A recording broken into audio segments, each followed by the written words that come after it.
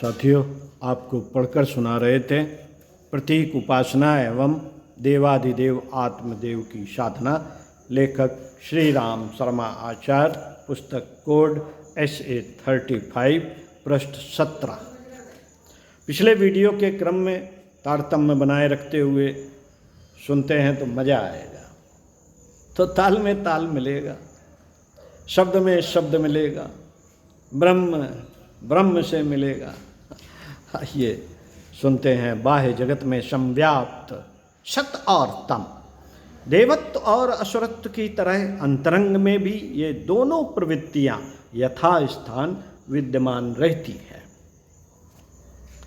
इनमें से जिसे अपनाया बढ़ाया जाए वही पनपती चली जाती है और विचारणा तथा क्रियाशीलता में वही आस्था सक्रिय बनकर झांकने लगती है। अध्यात्म क्षेत्र में अनेक देवताओं की मान्यता और कल्पना है। हर देश, संप्रदाय, क्षेत्र, वर्ग के पृथक पृथक देवता है, अलग अलग देवता है। आश्चर्य होता है वर्ग के कि ये विभिन्न आकृत प्रकृति के देवता कैसे अपनी गतिविधियों में परस्पर तालमेल बिठा पाते होंगे। आश्चर्य होता है। इस असमंजस का हिंदू धर्म में भली प्रकार समाधान कर दिया। यहाँ कभी 33 करोड़ देवताओं की जनसंख्या रही होगी, तदनुसार 33 कोटि देवताओं की संख्या घोषित कर दी गई। प्रत्येक नागरिक को एक देवता माना गया। यह मान्यता अत्यंत प्रामाणिक है गुण कर्म स्वभाव की दृष्टि से, जिसमें देवत्व की प्रचुर मात्रा विद्यमान है। जिसने अपनी सद्भावनाओं और सत्प्रवृत्तियों के आधार पर अंतरंग और बहिरंग परिस्थितियों में स्वर्गीय वातावरण भर रखा है, उसे देवता मानने में किसी को क्यों और क्या आपत्ति होनी चाहिए। इस देश का हर व्यक्ति कभी देव वर्ग में था, इसलिए सहज ही यहाँ की परिस्थितियां भी स्वर्गादपगरीय सी बनी रहीं। पूजा प्रयोजन में प्रयुक्त होने वाले देवता साधनकर्ता की मानसिक संतान होते हैं। व्यक्ति अपनी श्रद्धा के अनुरूप एक देव प्रतिमा की कल्पना करता है, आस्था के आधार पर इसमें प्राण फूंकता है और तप साधना द्वारा उसमें सक्रियता उत्पन्न करता है। वरदान, आशीर्वाद देने की, चमत्कार दिखाने की हर देवता में उतनी ही शक्ति रहती है जितनी कि उस उपासक की आस्था और निष्ठा में परिपक्वता रहती है। एक ही देवता एक साधक के लिए प्रचंड शक्तिशाली सिद्ध होता है और वही दूसरे के लिए बिल्कुल निर्जीव बनकर रह जाता है।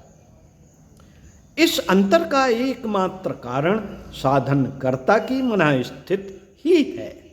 इस तत्व को अध्यात्म विद्या के महामनीषियों ने कभी छिपाया नहीं। उन्हें बराबर उन्होंने कहा, प्रतिमा में नहीं भावना में देवता का निवास है। जिसकी जैसी भावना होगी वैसी उसे वैसी ही सिद्धि मिलेगी। इसी बात को यदि यूं कहा जाए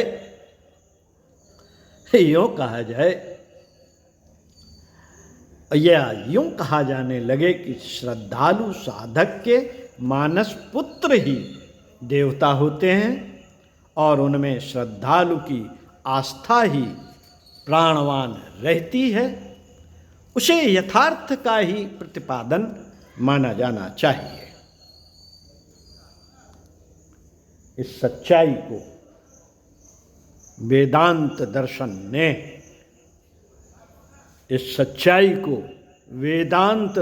ने और भी स्पष्ट कर दिया है। देवादिदेव परब्रह्म को अद्वैत तत्व विज्ञान ने आत्मदेव के रूप में देखा। सोहम शिवोहम तत्त्वमसि अयमात्मा ब्रह्म। जैसे सूत्रों में आत्मा और परमात्मा की अभिन्नता का प्रतिपादन किया गया है। जीव स्थित तो तभी तक है जब तक मल आवरण विक्षेप और कषाय कलमश अंतःकरण पर चढ़े हुए हैं। इन विकारों का शोधन हो जाने पर तो आत्मा निसंदेह परमात्मा ही है। तत्वदर्शी सदा से यही कहते रहते हैं कि ईश्वरीय समस्त महत्ताएं बीज रूप में जीव में विद्यमान हैं। यदि उन्हें विकसित किया जा सके तो नर में नारायण की झांकी तत्काल देखी जा सकती है। साधना का एकमात्र प्रयोजन आत्मशोधन है। अपनी शारीरिक, मानसिक और भावनात्मक मिलनताओं को शुद्ध करने के लिए ही तपश्चर्या उपासना की जाती है। भौतिक विज्ञानी भी यही मानते हैं कि ब्रह्मांड की विशालता और परमाणु की लघुता में भारी अंतर दिखते हुए भी मूलतः उनका क्रियाकलाप एक ही है। मानव शरीर में काम करने वाली परमाणु जीवाणु परक सत्ता उन समस्त शक्तियों और हलचलों की प्रतिलिप है जो इस विशाल ब्रह्मांड में संव्याप्त है। काय कलेवर एक प्रकार से छोटा ब्रह्मांड ही है। यूं वह नर कीटकों का घृणित घोषणा भर दिखता है, पर यदि उसे व्यवस्थित और परिष्कृत बनाया जा सके तो शरीर भूलोक का, मन भूलोक का, अंतरात्मा स्वलोक का प्रतिनिधित्व करता प्रतीत होगा। लोकों की त्रिविध संपदाएं अपने भीतर सार रूप में कूट कूट कर भरी हुई हैं। जीवन का प्रबलतम पुरुषार्थ उस अप्रकट का प्रकटीकरण करना ही है। उसी को साधना, तपस्या आदि के नाम से पुकारते हैं। आत्मदेव की साधना उपासना के विधि विधानों का अध्यात्म विज्ञान के अंतर्गत सुविस्तृत उल्लेख है। निराकार साधना में अपने कण कण को नील वर्ण प्रभा ज्योति से ज्योतिर्मय देखने का अभ्यास किया जाता है। आकाश में आत्मशक्ति तनक्षी नील आभा लिए हुए सूर्य के समान प्रकाशवान है और उसकी दिव्य एवं प्रखर किरणें शरीर के रोम रोम में प्रवेश करके बलिष्ठता बढ़ा रही हैं। मन में प्रवेश करके मनुष्यता को प्रखर कर रही हैं। अंतरात्मा के भाव संस्थान हृदय में प्रवेश करके आत्मशक्ति की ज्वलंत आत्मशक्ति को ज्वलंत बना रही हैं। अपना सब कुछ ज्योतिर्मय हो रहा है। प्रकाश के सागर में जल मत्स्य की तरह स्वच्छंद विचरण किया जा रहा है। प्रकाश ध्यान का अभ्यास करने के लिए आरंभ में आँख में दीपक की नील वर्ण शुभ्र ज्योति की स्थापना की जाती है और उस पर त्राटक की तरह पलक खोलते बंद करते हुए ज्योति धारण का अभ्यास किया जाता है। पीछे यह प्रकाश ध्यान बिना किसी दीपक आदि के स्वतः ही दृश्यमान होने लगता है। साकार आत्म साधना में अपने शरीर का चित्र ही देव स्थान पर प्रतिष्ठापित किया जाता है।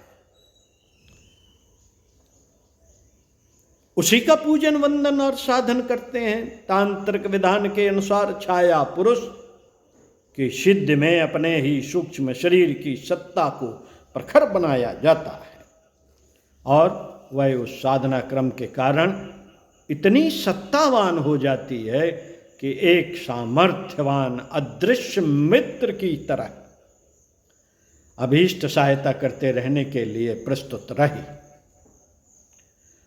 साकार आत्म साधना के लिए दर्पण का उपयोग किया जाता है। बड़ा दर्पण सामने रखकर उसमें अपना आधा व संपूर्ण शरीर ध्यान पूर्वक देखते हैं और उसे परिष्कृत स्तर का देव मानकर उसका पंचोपचार पूजन ध्यान वंदन स्तवन करते हैं।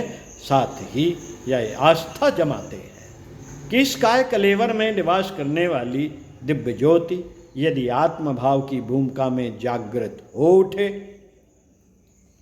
तो निश्चित रूप से देव सत्ता संपन्न हो सकती है। विश्ववंद्य महामानवों की पंक्ति में बैठने का उसे अवसर मिल सकता है। कहना ना होगा कि अंतःकरण में उत्कृष्टता का उभार ही नर को नारायण बना सकता है, बनाया करता है। इस तत्व को 1000 बार हृदयंगम किया जाना चाहिए और तप साधना का उद्देश्य किसी देवता में मनमानी मुराद पूरी करने के लिए ठाना गया दुराग्रह नहीं, वरन आत्मशोधन और आत्म परिष्कार के लिए तितिक्षा द्वारा प्रचंड ऊर्जा उत्पन्न करना है, प्रचंड ऊर्जा उत्पन्न करना है।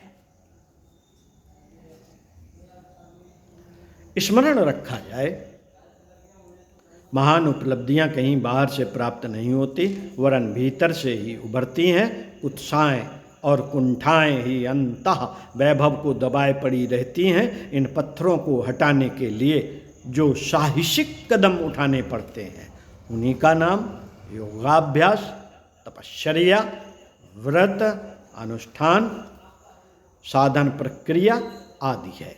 इन क्रियाकलापों द्वारा जितना आत्मशोधन होता चले, समझना चाहिए साधना उतनी ही सफल हो रही है। आत्म परिष्कार का ही दूसरा नाम देव अनुग्रह अथवा सिद्धि वैभव है।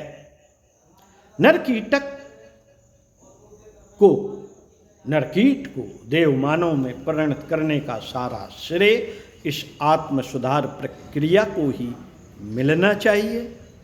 अध्यात्म क्षेत्र की समस्त सिद्धियां और विभूतियां उसी केंद्र बिंदु के इर्द गिर्द चक्कर काटती हैं। भारतीय धर्मशास्त्रों में इस जन्म के किए पापों का प्रायश्चित करके उनके दंड को कर्मफल बनने से पूर्व ही भुगत लेने का आदेश किया है। यह मान्यता 100% मिथ्या है कि नदी, सरोवर, स्नान, तीर्थ, दर्शन, कथा, कीर्तन जैसे छिटपुट कर्म कांडों से पाप फल से छुटकारा मिल सकता है।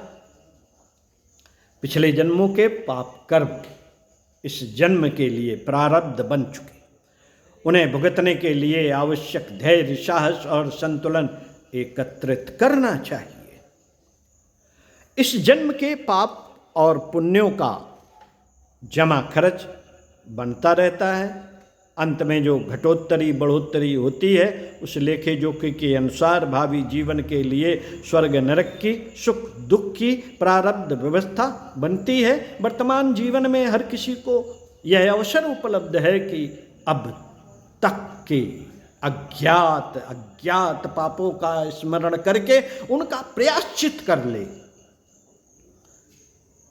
यह एक स्वनिर्मित दंड व्यवस्था है।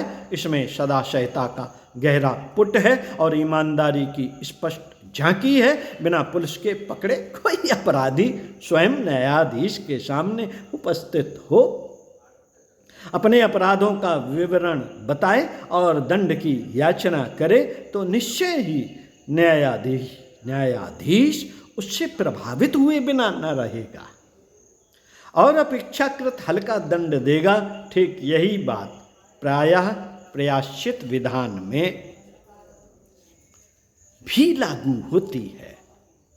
विधि व्यवस्थानुसार जितना दंड मिलना चाहिए, प्रायश्चित के लिए साहस करने पर उससे कहीं कम में यह संकट निपट जाता है। पाप कर्मों का फल नार की दुख दंड तक ही सीमित रहता हो, केवल इतना ही नहीं है, वरन उनके कारण सबसे बड़ा व्यवधान अंतःकरण की सत्प्रवृत्तियों की दिशा में उत्पन्न होता है। कुकर्म के फलस्वरूप कुसंस्कार न जाते हैं और वे सतमार्ग पर चलने के प्रयास में 1000 प्रकार के रोड़े अटकाते हैं। कुकर्म और उसके फलस्वरूप नार की यातना के 2 सिरों के बीच की कड़ी, ये कुसंस्कार ही हैं। वे ही अपने आप समयानुसार दैवी कोप की तरह सामने आ खड़े होते हैं। ये कुसंस्कार ही जप ध्यान के समय मन में उच्चाटन उत्पन्न करते हैं और एकाग्रता नहीं जमने देते। अस्तु, आत्मिक प्रगति के लक्ष्य तक पहुंचने के लिए सच्चे मन से तत्पर मनुष्य को प्रथम इस जन्म के पाप कर्मों का परिशोधन करने वाले प्रायश्चित के रूप में उठाना पड़ता है। प्रायश्चित की प्रक्रिया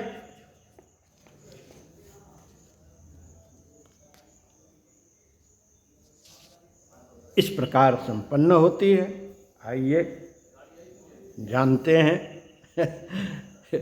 ये भी प्रायश्चित है। पसीने में बैठे हैं, दंड भोग रहे हैं, पंखा है लेकिन चला नहीं रहे, एसी लगा है लेकिन चला नहीं रहे। साथियों, ये भी प्रायश्चित है। कैसे संपन्न होती है प्रायश्चित की प्रक्रिया? नंबर 1, इस जन्म में अब तक बन पड़े पाप कर्मों की सूची बनाना, उसके लिए दुख मनाना, भविष्य में उनकी पुनरावृत्ति न करने की प्रतिज्ञा करना। नंबर 2, किसी ऐसे उदात्त और विश्वस्त व्यक्ति के सामने अपने पाप कर्मों का विस्तृत वर्णन करना और प्रायश्चित विधान के लिए परामर्श लेना। नंबर 3, इसी प्रयोजन के लिए शास्त्रानुमोदित व्रत, तप, तितीक्षा, मौन, एकांत सेवन आदि शारीरिक मानसिक कष्टों के दंडोपचार संपन्न करना। नंबर 4, पाप कर्मों द्वारा व्यक्तियों की या समाज की जो हानियां की हैं उनकी क्षतिपूर्ति के लिए शारीरिक, मानसिक, आर्थिक अनुदान समाज को सुखी बनाने के लिए प्रस्तुत करना। अपने अनाचार से जिन लोगों को कष्ट सहना पड़ा उनसे सच्चे मन से क्षमा याचना करना। यह पांचों ही प्रक्रिया जुड़कर एक प्रायश्चित विधान बनता है। किसी कर्म का कोई निश्चित दंड निर्धारित नहीं है। किस स्थिति में पाप किया गया और उसके फलस्वरूप किस स्तर की हानि हुई, इसकी गहराई को समझकर ही पाप का मूल्यांकन किया जाएगा और उसी के आधार पर दंड निर्धारण होगा। इसलिए उसका निर्णय कोई तत्वदर्शी ही कर सकता है। अस्तु इस संदर्भ में किसी सूक्ष्मदर्शी तत्ववेत्ता का ही परामर्श लेना चाहिए। इसके बाद दूसरी प्रक्रिया के लिए किसी की सहायता की जरूरत पड़ती है। इसके लिए अत्यंत प्रामाणिक और उदात्त प्रकृति का व्यक्ति ही होना चाहिए। आज लोगों का स्तर इतना घटिया हो गया है कि वे दूसरों की दुर्बलताएं जानने पर उससे घृणा किए बिना नहीं रह सकते, उसे बचा भी नहीं सकते। अनुपयुक्त व्यक्तियों में उसकी चर्चा हर दृष्टि से अहितकर है। यह भली प्रकार परख लिया जाना चाहिए कि घृणा के स्थान पर सदाशयता का, आत्मीयता का मूल्य समझे और पूर्व की अपेक्षा भी अधिक सम्मान भाव बनाए रह सके। केवल कह देना ही पर्याप्त नहीं, वरन उसके लिए दंड विधान की प्रायश्चित प्रक्रिया भी उसी के द्वारा बताई जानी है। अतएव उसका सूक्ष्मदर्शी और शास्त्र मर्मज्ञ भी होना आवश्यक है। तीसरा चरण कुछ काल तक शारीरिक, मानसिक तप, तितीक्षा की कष्ट साधना एवं असुविधाएं स्वीकार करना है। इस संदर्भ में शास्त्राकारों ने चंद्रायण, कृच्छ्र चंद्रायण, महाव्रत आदि कितनी ही कष्ट साध्य तप तितीक्षाओं का उल्लेख किया है और विधि विधान बताया है। बाल, वृद्ध, रुग्ण एवं गर्भधारण जैसी विशेष परिस्थितियों में उपरोक्त दंड विधानों की कठोरता को सरल बनाने के भी अपवाद रखे गए। इनका विस्तृत विवेचन प्रायश्चित परक ग्रंथों में बताया गया। इन तपश्चर्याओं का आधार यह है कि व्यक्ति शारीरिक और मानसिक कष्ट सहकर वैसी ही दंड प्रताड़ना का अनुभव करे जैसी अपराधियों को न्यायालयों द्वारा दी जाती है। कारागार यातना सहकर जब बंदी निकलते हैं तो समझा जाता है कि जो कुकृत्य उन्होंने किए थे उनका दंड भुगत लिया गया, उनका दंड भुगत लिया गया, उनका दंड भुगत लिया गया है। साथियों, धर्मानुमोदित प्रायश्चित करने वाले को भी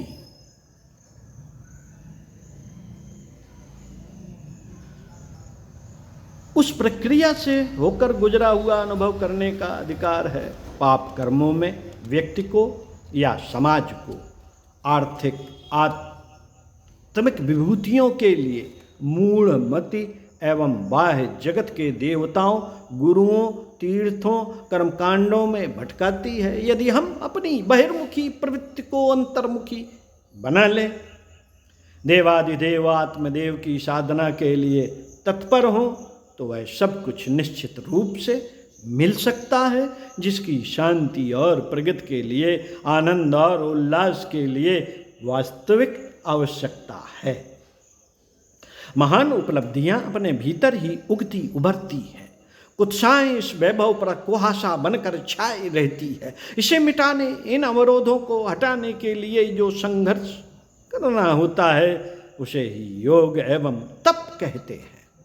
आत्मदेव की साधना करने वाला पुरुष आत्मसिद्ध होकर सारी सिद्धियों और विभूतियों को करतलगत करता चला जाता है और आप्त कामता और सुसंस्कारता को उपलब्ध होता है। इहलौकिक एवं पारलौकिक रिद्धि सिद्धि का केंद्र आत्मज्ञानी हो जाता है और वह इन परमात्मा प्रदत्त दिव्यताओं का लोक कल्याण में ही प्रयोग करता है तथा अपने जीवन को सार्थक बनाता है। ओम शांति। चिंतन मनन जरूर कीजिए, एक बार नहीं बार बार पढ़िए, बार बार सुनिए, तब कहीं एक बात अंतर मन में जाएगी। बाह्य जगत में तो बड़े आसानी से चली जाती है, आकर्षण हो जाता है, विकर्षण हो जाता है, सब चीज़ें हो जाती हैं, लेकिन अंतर जगत में आकर्षण विकर्षण उत्पन्न करने के लिए अंतर्मन की गहराइयों में परिशोधन करना पड़ता है। तो करते हैं परिशोधन और आत्मदेव की साधना के लिए अग्रसर होते हैं। ओम शांति।